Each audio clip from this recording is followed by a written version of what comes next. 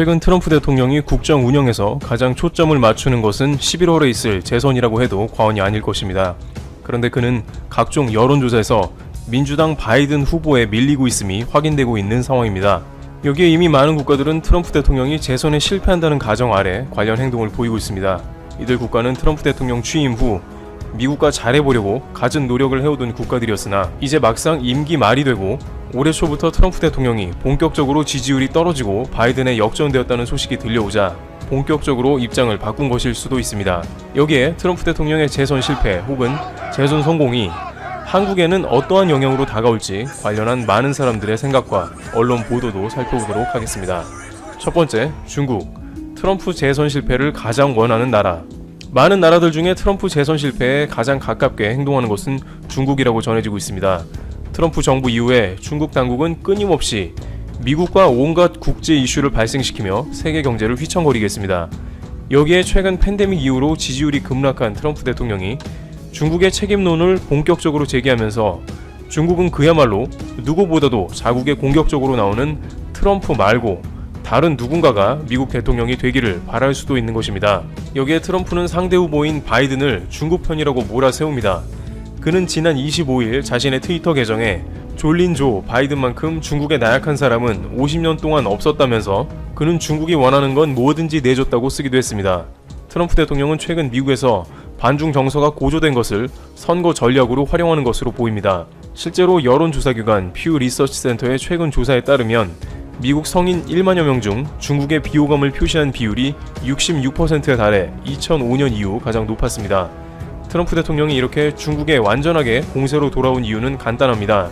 자신의 재선 실패가 전적으로 중국이 유래한 팬데믹이라고 판단했기 때문인 것으로 다양한 정황이 포착됩니다.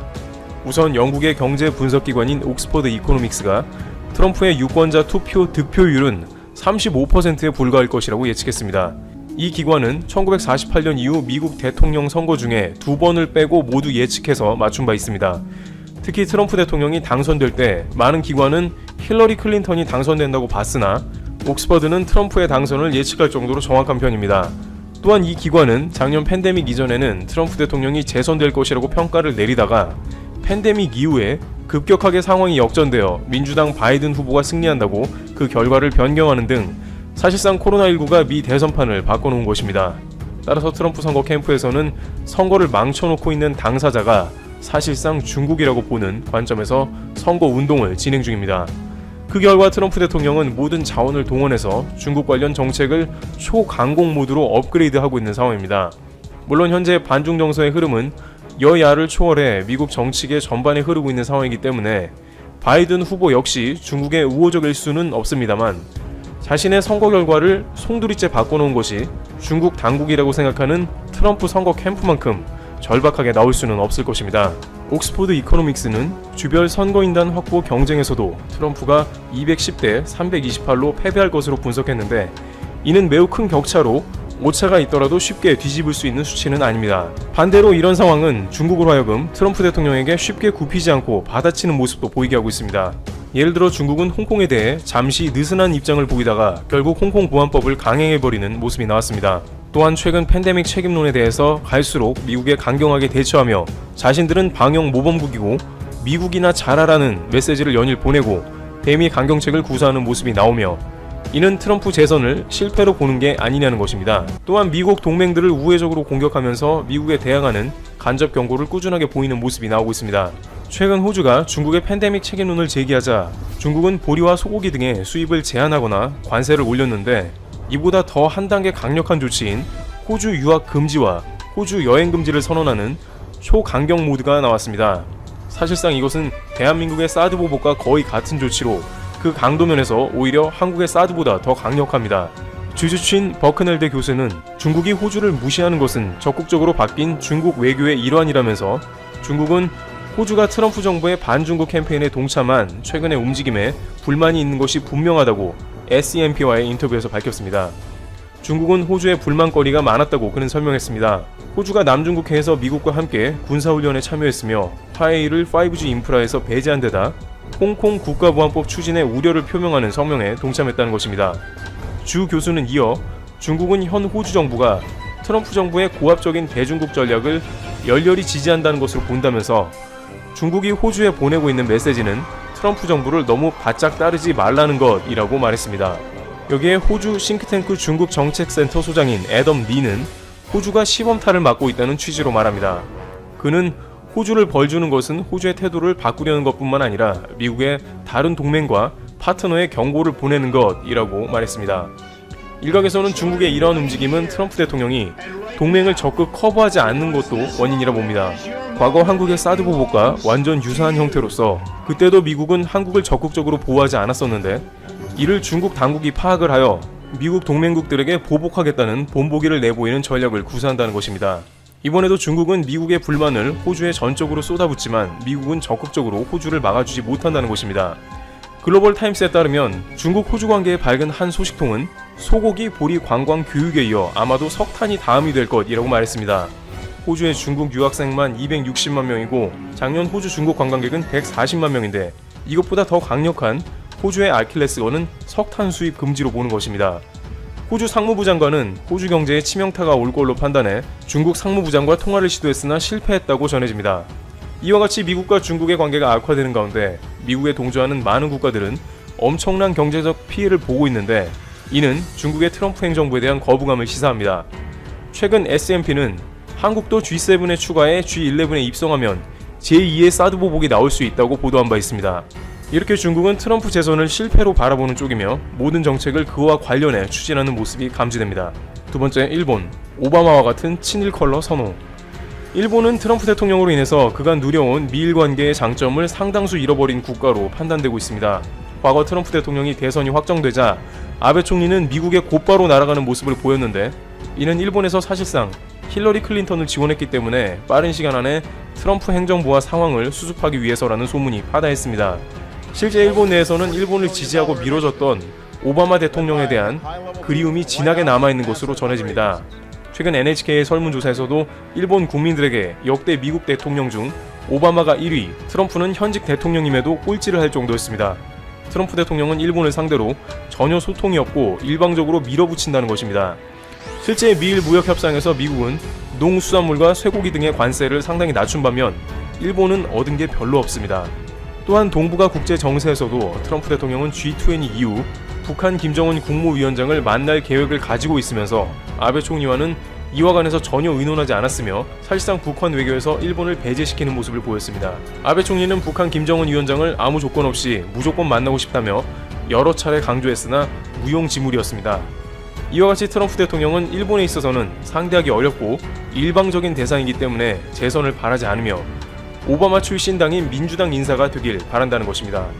게다가 일본은 최근 미국의 홍콩보안법에 관해서 강력한 반대 의사를 거부하는 등 기존의 일본과는 달리 미국 당국에 등을 돌리기도 하는 애매한 모습을 연출하고 있습니다. 또한 아베 내각은 끝까지 시진핑 주석의 방위를 포기하지 않으며 중국과의 관계를 이어나가고 있는 상황입니다. 이러한 흐름은 결국 트럼프 행정부가 원하고 있는 반중 움직임에 일본은 사실상 어느 정도 거리를 둔다는 의미입니다. 세 번째, 한국. 트럼프 재선이냐 실패냐 애매하다. 앞서 언급된 국가 중 중국과 일본과는 달리 한국은 다소 애매하다는 다양한 의견이 제기되고 있는 상황입니다. 우선 한국과 중국 사이의 불협화음을 피하기 위해서는 트럼프 재선은 절대적으로 불리하다는 것입니다. 미국이 중국을 누르면 누를수록 한국은 중국과 미국 양자 간의 선택을 해야 하는 상황이 나오고 있습니다. 여기에 중국에 막대한 수출을 하고 이득을 보는 한국은 중국과의 관계를 망치면 피해도 막심해집니다. 다만 한국은 지난 사드 보복으로 인해서 국민들에게 적지 않은 반중 정서가 있기 때문에 트럼프를 지지하는 숫자도 많습니다. 결정적으로 미국은 사실상 중국을 제재할 수 있는 지구상의 유일한 국가이기 때문에 지적 재산권 보호 등의 오랜 병폐가 미국으로 인해 해결되기 바란다는 의견도 많습니다. 한국의 첨단 기술 등이 중국으로 유출되고 있어 일부 사업들은 중국에 빼앗기고 추월당했으며 이는 미국이 가장 피해가 심한 나라로서 한국을 대변해 막아주길 바라는 것입니다. 또한 아시아 태평양 지역과 북한과의 안보 문제를 봤을 때 미국이 중국을 제대로 저지하지 못한다면 한국은 여러 가지 군사적 위협을 당할 수도 있다는 우려가 제기됩니다. 따라서 그러한 맥락에서는 중국의 강공책을 펴는 트럼프 대통령이 지지를 받는 면도 존재하므로 트럼프 대통령의 재선에는 중국과 관련해 의견이 갈리는 모습이 보이고 있습니다. 한편 일본만 생각해 봤을 때는 확실히 트럼프 대통령 선호도가 올라갑니다. 트럼프 대통령이 한일 간의 한국 편을 더 들어주거나 한 것은 아닙니다만 거침없는 그의 스타일은 일본 위주로 동북아시아의 구상을 하지 않는 모습입니다. 과거 민주당의 오바마 대통령이 일본을 유엔 상임이사국에 올리려고 추천하는 등 한국보다는 확실히 일본 쪽에 서서 외교를 바라보는 면이 많았다는 평이 있습니다만, 트럼프 대통령은 일본을 동북아시아에서 가장 부자 국가로 보면서 한국보다 일본에 훨씬 많은 경제적 부담을 요구했습니다.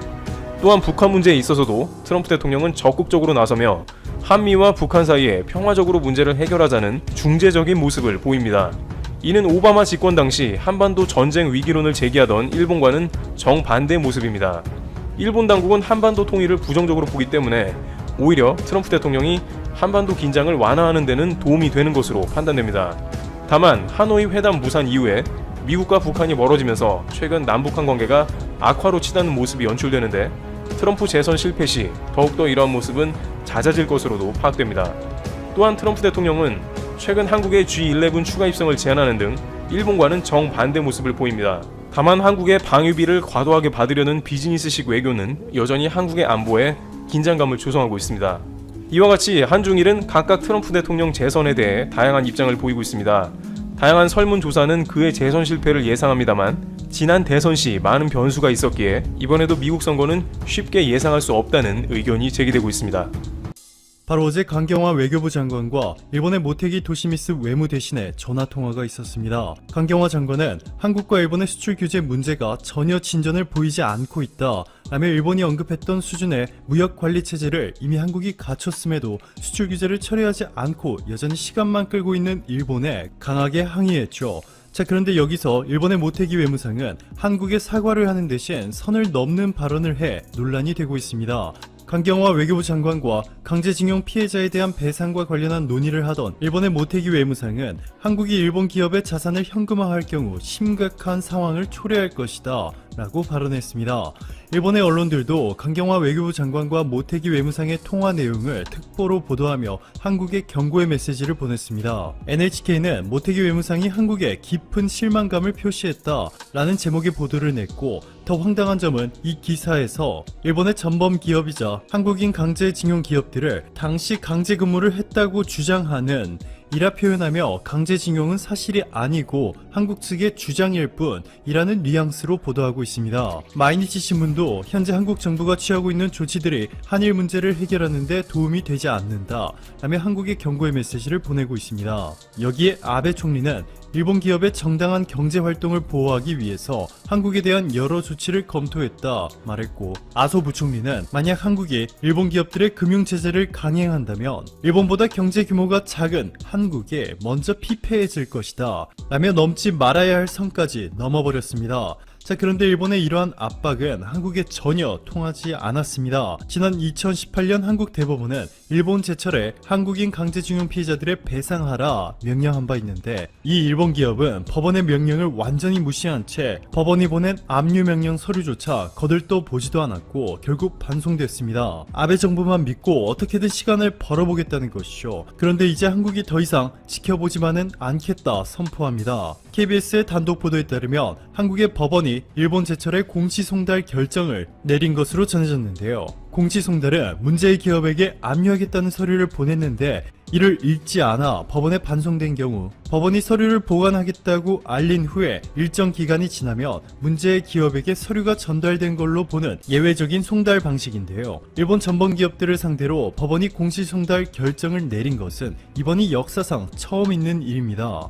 공시송달 기한이 오는 8월 3일이고 이때가 지나면 일본 측의 의견과는 관계없이 한국 대법원의 판결대로 일본 전범기업의 자산 매각을 강제로 집행하겠다는 것이죠. 방식은 간단합니다. 법원이 앞서 압류한 일본 제철의 국내 합작사 주식을 매각해 현금화하고 이를 곧바로 피해자들에게 지급하는 방식인데, 이로써 이제 일본의 의지와는 관계없이 지난 1997년 12월 일본 전범기업을 상대로 처음 소송을 제기한 한국인 피해자 6명은 무려 23년이 지나서야 배상을 받을 수 있게 되었습니다. 이 소식이 일본에 전해지자 그야말로 난리가 난 상황인데요. 교도통신은 일본 기업에 실질적으로 피해가 발생하는 즉시 일본 정부가 대항 조처를 할 방침이다 전했고, 산케이 신문도 강제징용 배상 판결을 받은 일본 기업의 자산의 현금화가 실제로 이루어질 경우 일본 정부는 가만히 있지 않을 것이라며 일본이 어떻게 보복할지에 대해서도 설명했습니다. 일본의 보복 옵션은 총 3가지인데 첫 번째가 일본에 수출하는 한국산 제품에 대한 관세를 인상하는 것이고, 두 번째가 일본 내 한국 기업들의 자산을 압류하겠다는 것이죠. 그리고 마지막 세 번째가 국제사법재판소에 한국을 제소하겠다는 것인데,